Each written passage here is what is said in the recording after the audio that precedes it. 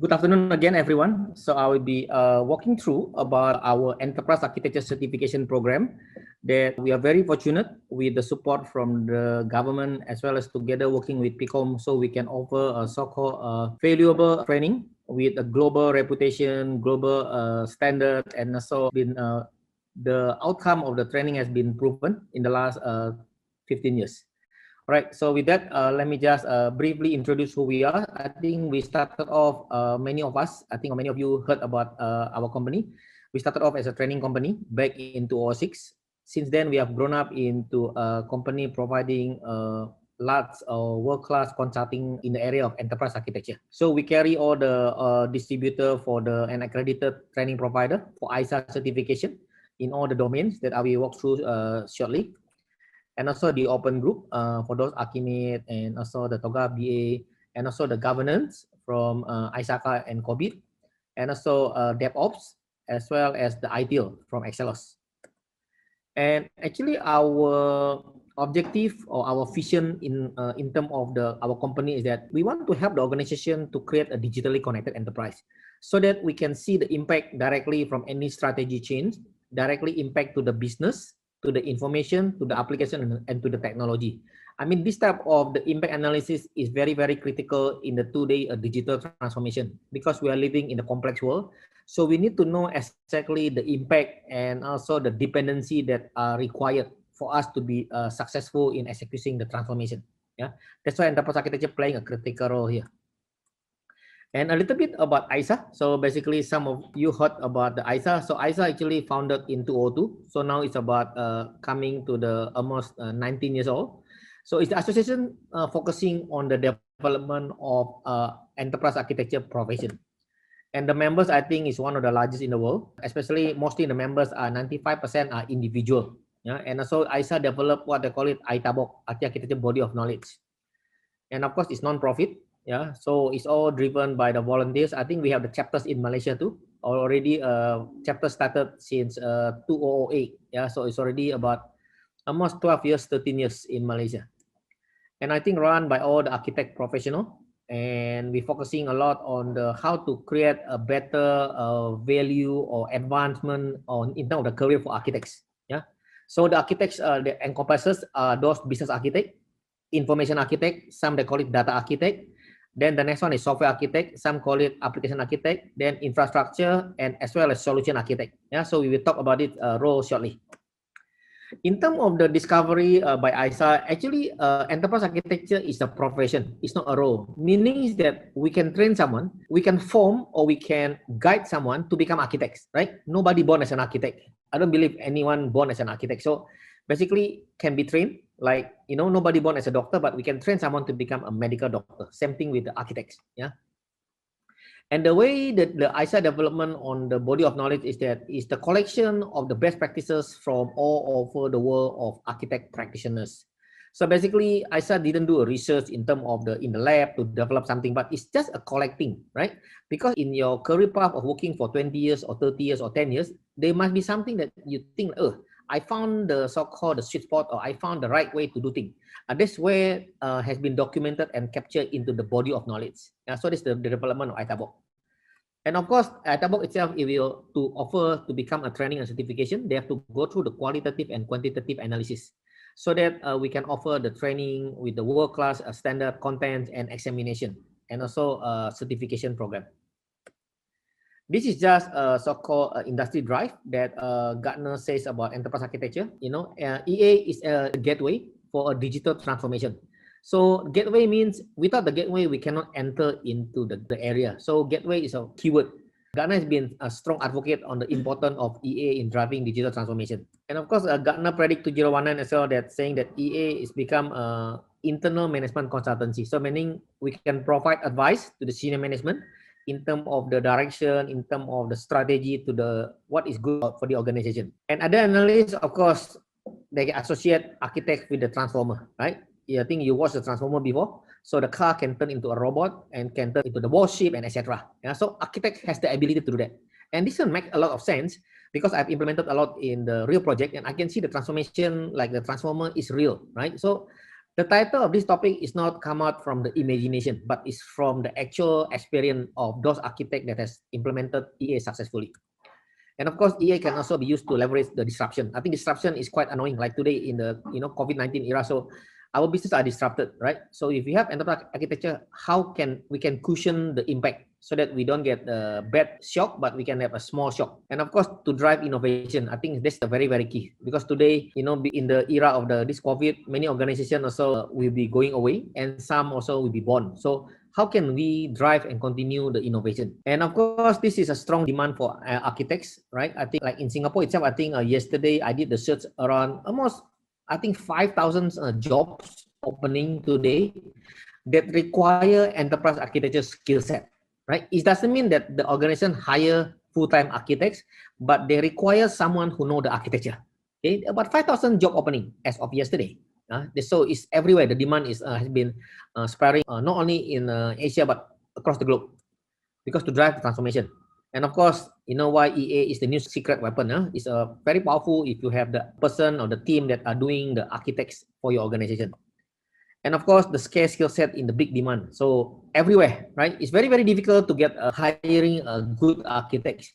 You need to be qualified. You need to have enough experience. And this is also another happening in our show in Malaysia. So MyGov EA is one of the so-called catalysts to drive the whole government towards a kerajaan digital, right? So they are using the MyGov EA that established in 2015. I think now has been going strong and continue be more and more agency and ministry going ahead to establish the enterprise architecture, so that we can have a connected government, connected agency, so that we can have the people, the rakyat can have a better life. And also, I think the good news on the by Bank Negara as well. So Bank Negara is doing risk management for IT. So one of the way to reduce the risk, to manage the risk, is by establishing enterprise architecture. Okay, so this is something quite good, because very positive. This actually, if you see at the bottom there, is 19 June 2020, right? So this basically is about 6 months, and this one become a mandatory. So there'll be more and more, all the FSI, the insurance company, about 120 of them, I think, in Malaysia, registered under Bank Negara, need to establish architecture. So the demand is there, right? That's why you're attending this webinar, so that you can see after you attend this type of certification where you can get your career advancement. And of course, PICOM, I think this is where we are talking about that. I mean, PICOM has adopted enterprise architecture into their academy, right? Acknowledging the importance of the skill set in driving digital transformation. Okay, so what is actually the definition of architects, right? I think we can borrow the definition from the building and medicine. So actually, there are two components. The first one is the art and the science. So this is where you need to combine both. You cannot just good at science, you lack of the artistic part, because if that's the case, then you cannot become a good doctor, you cannot become a good architect. The same thing with the enterprise architect. So you need to combine both the art and science of designing and delivering valuable technology strategy for the business. This is very, very important. An enterprise architect, who do you deal with in your day-to-day operation? Of course, you need to also cover the business team, right? So some of us, maybe we are too technical and we say, oh, talk to business, let my boss talk to them. No, you need to be a step forward, and then you need to be able to interact and communicate with the business. Likewise with the technical team, right? Asking for the advice or coaching or the direction. So we need, or advisory, we need to be able to advise them and guide them. And to the management team, we need to show the value, right? The KPI, the progress that we are doing, and then of course the roadmap that we are going to achieve. To the vendor and supplier, so that we can control what are the relevant technology that we can adopt today. And also to the stakeholders in terms of managing the expectation. This is very, very important. Many projects in the past that I have seen in my life fail, not because of the ability to deliver, but you don't manage the stakeholder well.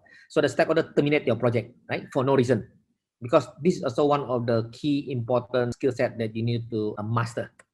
And of course, with the industry body, right? Like PICOM, ISA, etc. So we need to be able to associate and have a good collaboration with all the industry body and all government association. And of course, who can become enterprise architect? I mean, in the past, of course, anyone has more than 10 years, and you need to perform various roles, right? You need to know about how the development team work, how the project management team work, how deployment team work, how the system analysts work, and etc.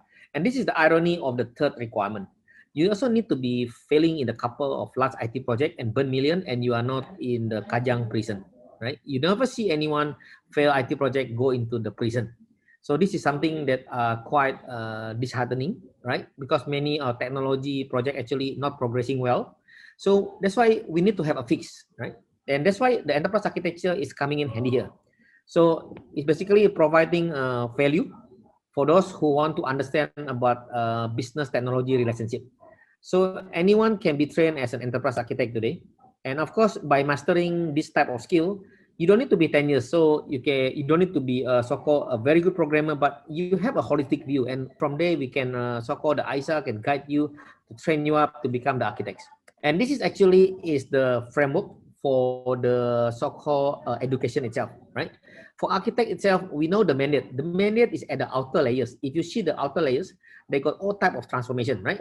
Thought leadership transformation, skill set transformation, digital business transformation, operational model transformation, information transformation, etc. So if you want to drive the transformation at the outside, then you need to have a very good so-called framework to execute.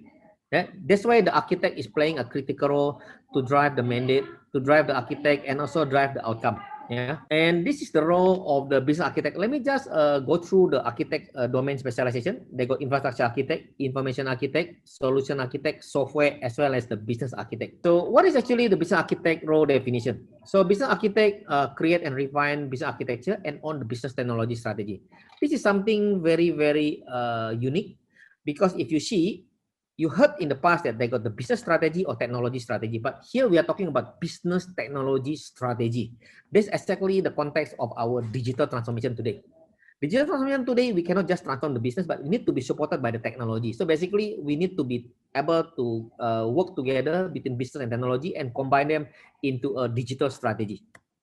Right? That's why a business architect sometimes is also called digital strategist that knows the technology as well as the business. And of course, they should be able to get the feel in terms of the how to troubleshoot the enterprise on the potential application or technology that may impact or bring so-called dependency to the business capability. This is the path of the training, right? So I will be at the end of this presentation, I'll be briefly describing on each of the so-called courses. Yeah. So basically, the path is that if you can see here, they got the fundamental skill. So it started off with the business architecture fundamental at the bottom, then go to architecture core. Then you can look at the organization level like a TOGAF or Archimate. Then after that, you go into the business technology strategy. As a prerequisite before you are being certified as one of the specialization in business architect, information architect, infrastructure, software, and solution. Okay. So at the end of this presentation, I'll be describing briefly each of the boxes here. Then for information architect, what we call it data architects. Okay. So basically, information architect create and refine information architecture and on the data dictionary or taxonomy governance. So basically, someone who has the information architect, they understand all the taxonomy, all the data information that we have, the format, and how the interchange among the so-called various systems. Sometimes we call this specialization is the information strategies. They design an information structure to support the business. This is very, very important. The information structure can be turned into a so-called decision-making tool, because business need to make a decision based on the data. So this is where the information architecture playing a critical role. Of course, some of you may ask, what's the difference than data scientists? Well, data scientists, if you see at the programming level, they are software engineer. And software architect is the next level. So information architect is overarching, because information architect need to have in-depth knowledge on the business technology strategy, as well as can go down into the so-called information structure. Yeah, whereby the data scientist is understanding the business and execute in terms of the formatting, in terms of the data exchanges and etc. Yeah, so a bit overlapping, but they are playing at the different role between principal software engineer and software architects. Yeah, so totally two different fields. So information architect is also, we call it sometimes information troubleshooter, to detect potential data inconsistency that may impact business decision making process. That's very, very important. In the business is that they need to get the data and they need to make the right decision based on the information available. That's why the information architect providing exactly that platform. So the path is pretty similar with the business architect, except they are ending at the information architecture specialization. The next one is software architect. So software architect basically is someone who create and refine software architecture and on the application components and connectivity. So software architect is an application strategist and design the application pattern to support the business. Because in the past is that we have many applications. So now how can we connect them, right?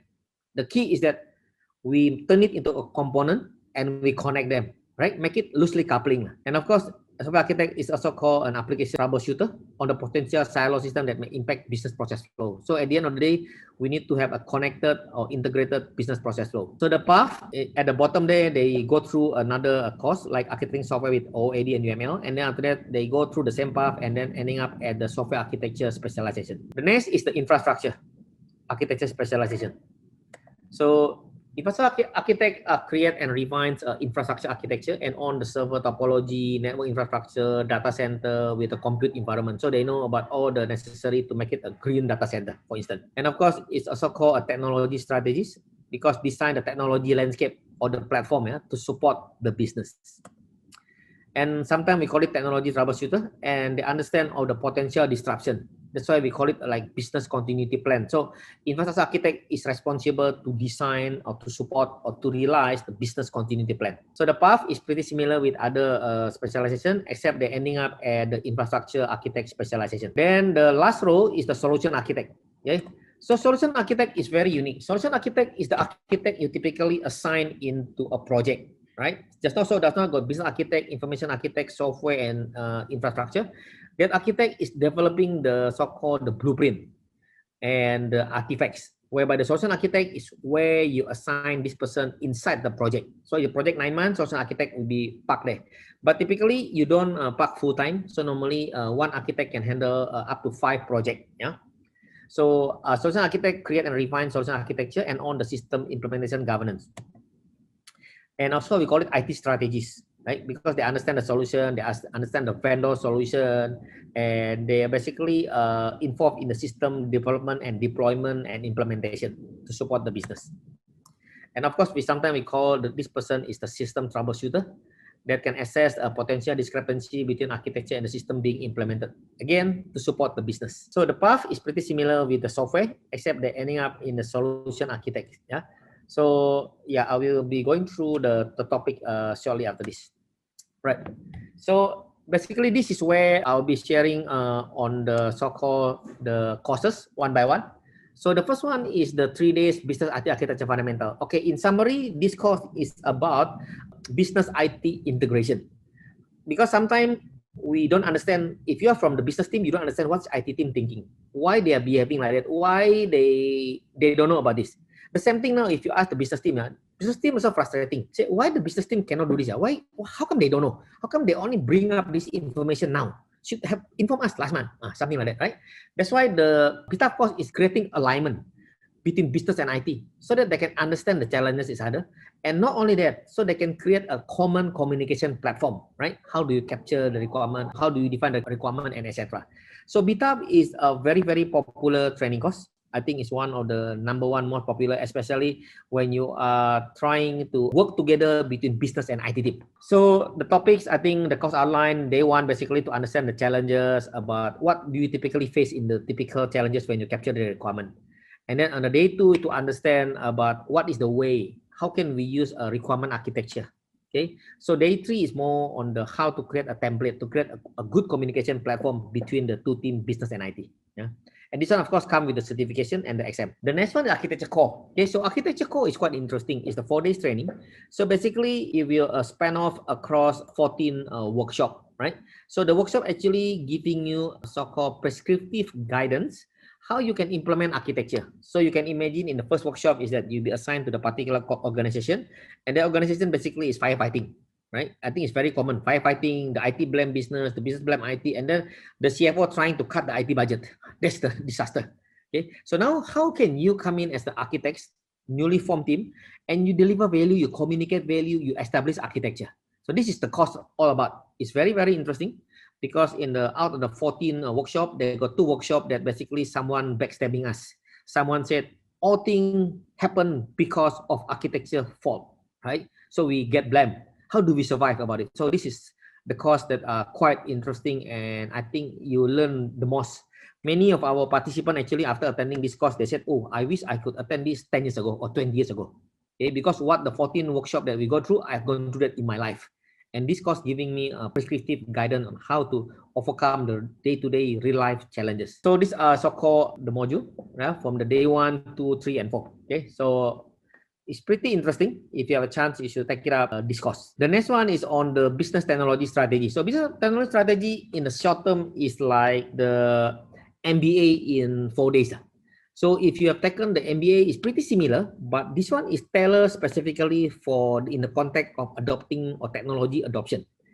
Right? If you see many of IT people who can climb to the top, typically if you ask them, they have the MBA degree. Somehow or somewhere in their life, they substitute their so-called business acumen with the MBA knowledge, Master in Business Administration. So this course exactly that, because you can understand about business structure, business driver, about the technology strategy, business strategy, and after profit and loss, why we deliver value, how to manage stakeholder communication. So all these are covered in this training. Okay, so this is also one of the most high impact training, BTS. And this BTS is the prerequisite training before you can take any of the specialization in the business, information, software, infrastructure, as well as the solution. So in the BTS itself, they got all the modules that will be covered.